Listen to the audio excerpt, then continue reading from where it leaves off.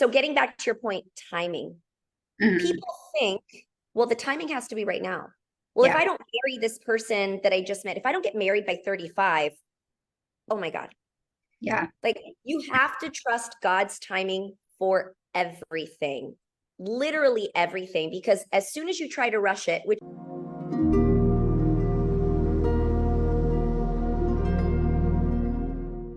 I'd like to welcome a very special guest to the show today.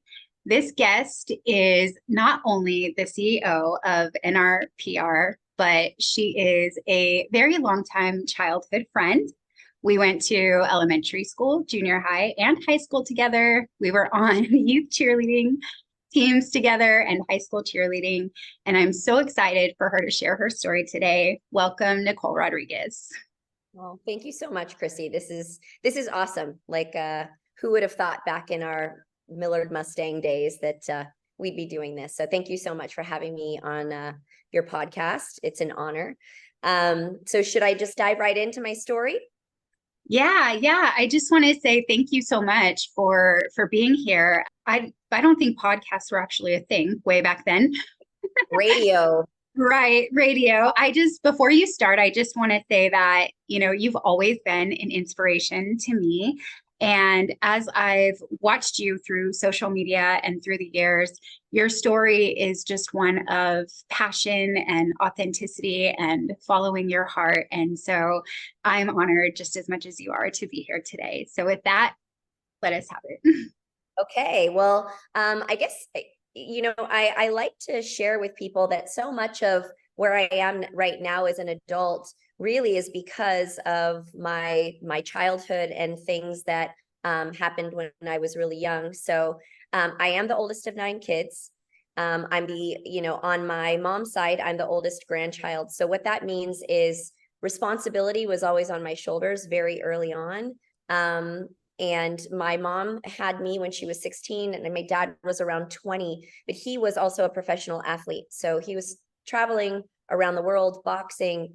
And my mom, as young as she was doing her best while trying to go to school. So my grandparents, by and large, really played a massive role in my upbringing, and as well as my aunts and uncles. So I am really close to all of my aunts and uncles, simply because they were all part of that tribe that really raised me and basically helped solidify my values and also encouraged me to just do all the things. So what I like to tell people too is, when you have kids, I think that my family played a big trick on me, telling me very early on that I could do anything that I wanted as long as I put my mind to it and I worked hard.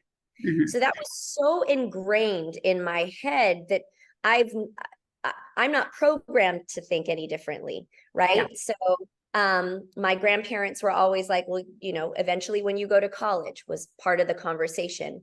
Or what do you want to be when you grow up? Yep, you can do that. And they were so loving, right? Like just the amount of unconditional love that was poured on me from my family. You can't put a price on that, right? And that is carried through basically my whole life because, yeah.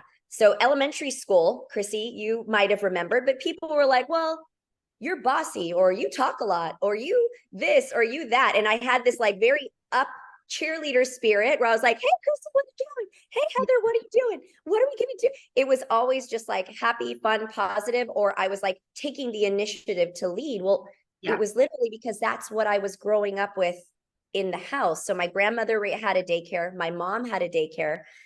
So all of the kids, I was somehow in charge of, all right, you're getting juice, you're sitting at the table, you're doing this. So again, in my head, it wasn't that I had to be boss. It was the only role that I knew. Yeah, right? You and my sister. So my sister, she wasn't actually the homecoming queen. I think she was like second or third, but she was the ASB president. She was the oldest, total similar parallel threads there.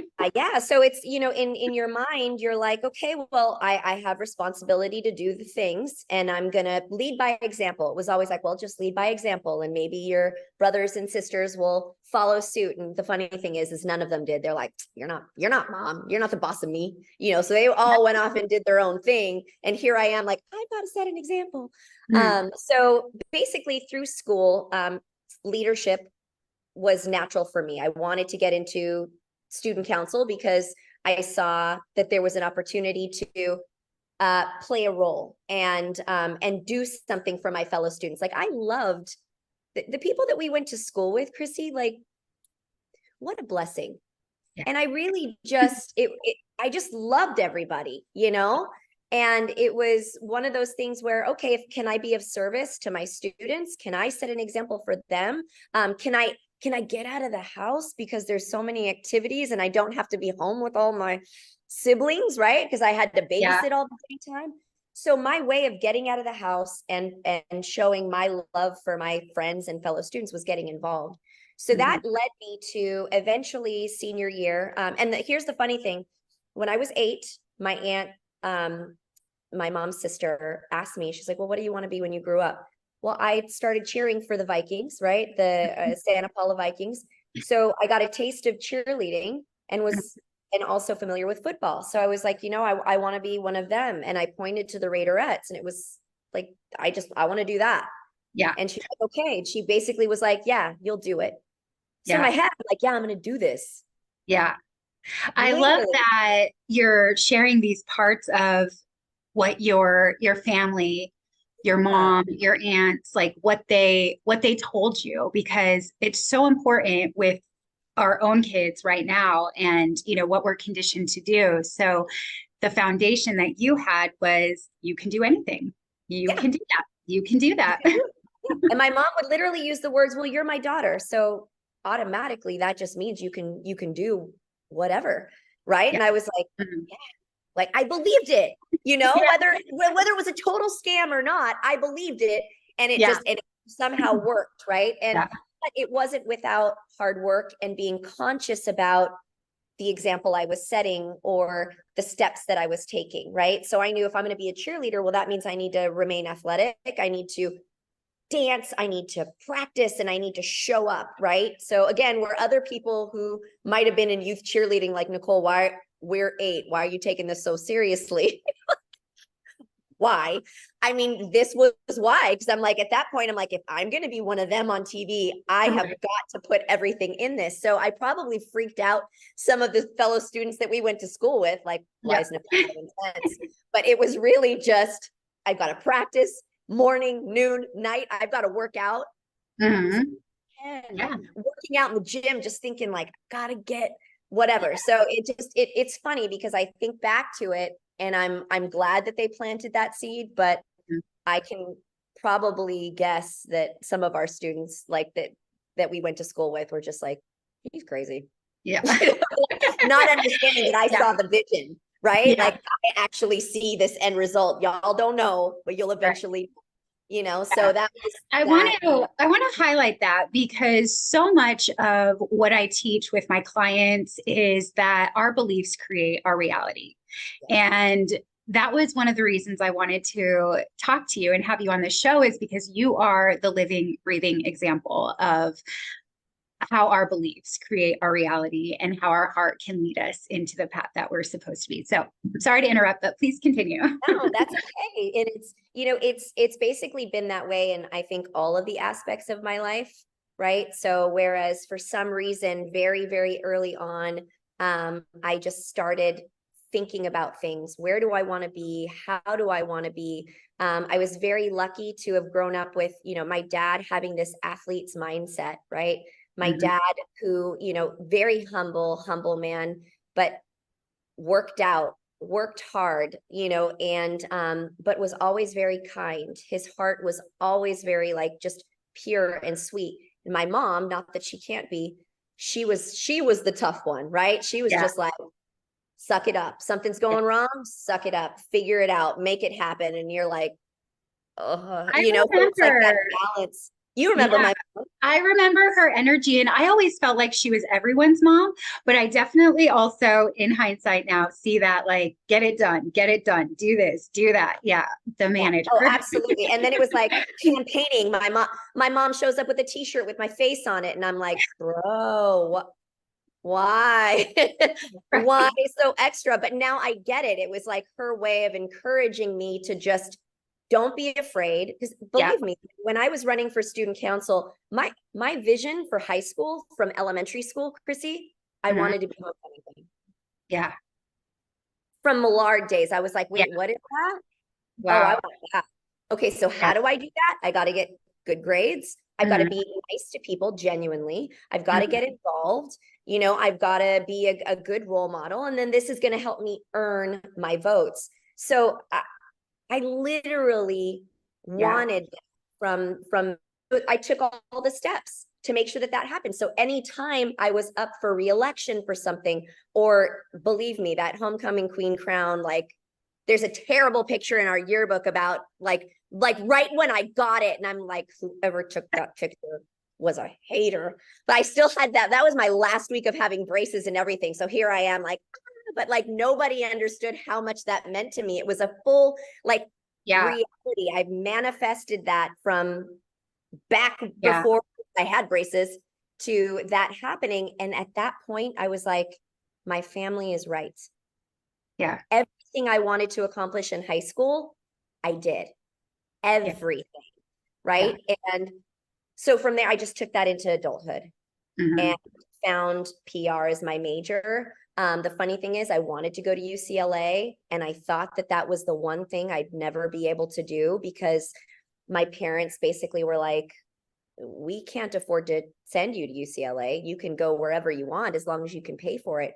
That was the one thing in my back pocket that I'd always been like, I can't believe I didn't do that. Like, I can't believe I didn't just go and take on the student loans. I can't believe that I told myself no when I had earned a place, and I ended up going to San Jose State, but it worked out for the better because San Jose State led me to eventually meeting, my daughter's father Mhm. and having my daughter, and then realizing I had all of these dreams, and that just because it didn't happen at the time I thought it should happen doesn't mean it's not going to happen. So I tried out for Raiderettes, made it. My daughter was 1 year old. I was Mhm. a mom, and I went to the gym, I got back in shape, and I was like, nope, I said I was going to do this. I did it. I worked for the Raiders. And then after my daughter got into, when she graduated high school, I was like, you know what? You're going to go to college. I'm going to go back. How would you feel if mom applied to go to UCLA? It's my dream school. It's the one effing goal that I haven't hit. Right. And, what do you think? And I said, and if I don't get in, then I know it was just never meant to be. But if I don't do this, I'll always like feel that in my heart. Yeah. Applied, got in, and now I can say I'm a Bruin. I went to UCLA. I got my master's degree. So God had planted that in my heart to want to go to UCLA. And where I thought it was for my bachelor's degree, he was like, no, it's for your MBA. Yeah. I want to stop you right there because what you just said is God planted that in my heart. And that is what I'm teaching my kids. It's what I've realized to be true for my life too. And what I do want to communicate to the world is that our desires are given to us by God so that we fulfill them. So just again, you're the perfect depiction of following your heart, listening to your desires, and having that mindset to go after it, that you are worthy of it. Thank you. Yeah. And it's funny too, because people who meet me now, right, they're just getting to know me. But I'm like, if you would have met me at Millard Elementary, you're meeting the same person, Yes. authentically, you go through ups and downs, but I'm like, I'm just an 8-year-old forced to pay bills, and I'm pissed. Yeah. I really don't want to have to do all this work, Yeah. but I have bills, man. Like, Yeah. Yes, I can I don't attest think to I that. want to just be You, roller skating because I would. Yeah. yes, I was just telling my daughter just went with her friends a couple of probably months ago now because time is moving so fast, but they went to a roller skating rink. And I was telling her about our Friday nights at the roller skating rink. And yes, I can attest, you are the same person, just with some responsibilities now that weren't there. Responsibilities and bills. Or maybe different ones since you were the oldest of 9. Maybe they're just different responsibilities. Yeah. Now it's the oldest of 9 is now like the boss of 25 employees. I'm like, dang, I just inherited more siblings that I have to like, now you do this and this one's your chore and you got to clean the bathroom and that's literally how I feel. It's like, okay, the chore chart, who's doing what. So I do believe that God had been conditioning me for everything in every step. And so that's why it's like I like to just really always go back to growing up.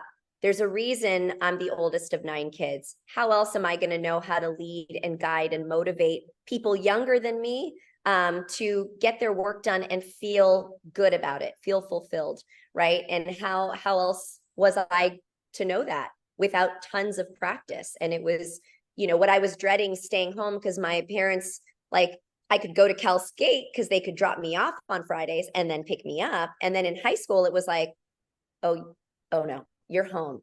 You're home on the weekends and you're watching our kids while we go out. So I was babysitting, the kids. But what did that do? Of course, I was mad at my parents at that time, but it forced me to study so that I could then get to my other goals. So there was no playing around. And, I would show up on Monday and I'd miss the big party and everyone's like, you missed this and there was a fight and this happened. And then I was like, well, I caught up on all my math homework, so don't be jealous of me. But now I tell my daughter what parties I missed in high school, the parties I get invited to now in Hollywood and Beverly Hills and LA, way supersede that. Right. Like, God was setting me up like, girl, do not get FOMO here. Your friends are your friends, whether you show up to the party or not. And, and it also meant, it's so funny, in elementary school and junior high, you have your like little boyfriends, and it was so part of our culture growing up, right? I know. He's my boyfriend, and I think back to, honestly, like all of that, I think really helped me develop into a better partner. Like just seeing all of those things were really, truly, you became boyfriend, girlfriend because, well, he's cute and we're friends. And so I think that really saved me a lot of time dating in my, how do I say this? In my more mature adult years, that I'm like, well, if it doesn't feel like Horner Junior High in this relationship, it's not happening. I don't want right. If it doesn't feel like we're having fun and I want to go to Cal Skate and basically couple skate with you. Yeah. Then it's over. Yeah. I love the boundary. So I wanted to zone in on something here because you kind of mentioned it with the dream and the goal of going to UCLA.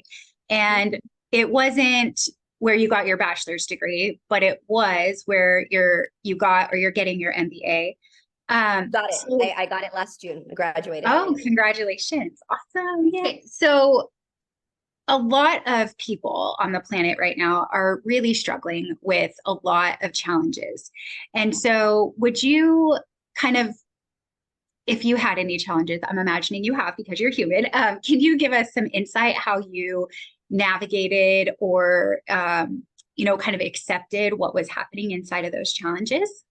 Yeah, I think that one thing that I do have to thank my mom for and my dad is introducing me to Sylvester Stallone movies very early on. I went through challenges in junior high that people don't know about. Maybe Heather might know some of them. Like, to be honest, you go through things like heartbreak, but I never showed up with heartbreak on my sleeve. No one knew that, right? So, whereas I'll be totally honest, I had got a hard, it was, I don't know how to say it, but like, I was given a hard time because I wasn't sleeping with anyone in my relationships, like in high school and things, right? Like I wanted to wait. That was something that I really, truly wanted. And I had boyfriends break up with me because it was like, well, remember when they said, oh, you're straight, which really meant square, right? You remember Yeah. that terminology that was used? Oh, well, Nicole, yeah, well, she's cute, but she's straight, meaning like she ain't playing around, Right. right? So, I mean, my heart was broken a lot when I was young Yeah. because it was like, oh, I have this crush. Or I was also really shy with being vulnerable because nobody really knew that side of me. No one knew that I could be sweet and vulnerable and soft, like Yeah. normally everyone saw Nicole as like, let's go. And The firecracker. like, Yeah. fire up and let's go. But like, there is definitely a soft, like lady side of me, but it was like, well, I couldn't just show that. So if I had a crush, no one knew. Yeah. Absolutely no one, but maybe Heather knew, Yeah. right? And it was because I was just like, nope. Yeah. Plus, I already knew, well, I'm not giving it up, so no one really wants to date me right now anyway, and that's okay. So people didn't realize that I was going through a lot of just like emotional, like trying to figure out my values, who I was as a person, and dealing with that, knowing that peer pressure in junior high and high school is hardcore. Yeah. And I can imagine kids with social media now, it's probably triple. So Yeah. dealing with that, Chrissy, and then things going on in my family, just, my parents never married. So growing up in an awesome, like Fremont environment, I had to play off the fact that, I didn't quite, other than my two grandparents who now I know set the stage for me when it comes to like how I look at relationships. Both of them understood the assignment. My dad's parents, my mom's parents, and they are to this day incredible, like the best of friends, super in love, like still physical with each other. And that's what I want, right? Like that's all what I wanted. And I battled that in high school emotionally. I cried so much, like nobody really knows, but where I knew I was like, you know what, Nicole, you're eventually going to have your person when you have become who you're supposed to become. And I think we live in a society where people, and so getting back to your point, timing, people think, well, the timing has to be right now. Well, if I don't marry this person that I just met, if I don't get married by 35, oh my God. Yeah. Like you have to trust God's timing for everything, literally everything, because as soon as you try to rush it, which is what I did with my daughter and her father, I thought, well, maybe there's something wrong with me that I don't know. And here he was older and, just he was teaching me things. And so I was like, well, maybe this is my destiny. This is where I'm supposed to go. And I stopped following my heart and started following my head. And it got me to a place where I was like, this is not me. And again, I was comparing that relationship to like relationships that I had in high school and how fun and light and sweet and everything it was. And I was like, this one's not for me. And so I had to, at 25 years old, look him in the face and be like, you deserve your partner. Yeah. I don't think I'm her. Yeah. I don't think I'm that person. I think you see me as one person, but you don't actually see who I am.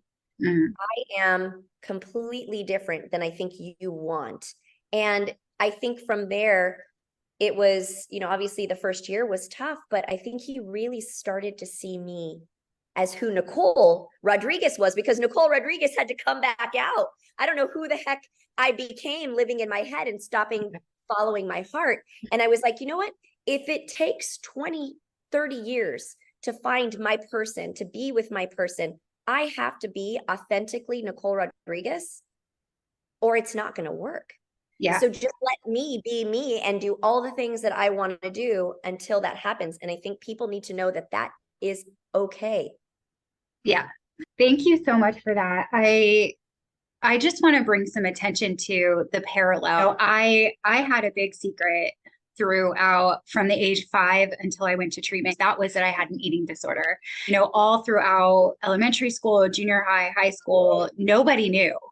And even when I started to get honest about it, even my family was like, I don't even know. And then when you're coming of age and you're starting to learn about who you are, I did the same thing. I got married really young. And by the time I was 27, I wanted to grow. I didn't know that in my mind, but I wanted to grow. And he wasn't in that trajectory with me. And so I went on my own way. And I don't regret any of that. I do not regret any part of my addiction. I mean, there are things that I look back and go, wow, I really could have done some different things and spent my energy in different ways, but every single part of it has contributed to who I am today and how much I can love and how much I can serve and what I can give. So thank you so much for sharing your story. And I know we're almost out of time, so I have a couple of questions I ask all of my guests. The first question is, how would you define God?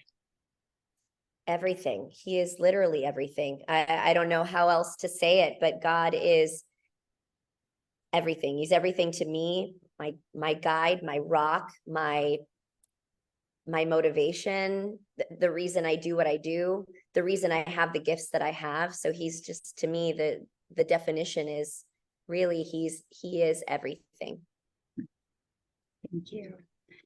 I agree. The next question is, what would you say the purpose of life is? I think it's for our souls to learn, right? Like whether you believe in,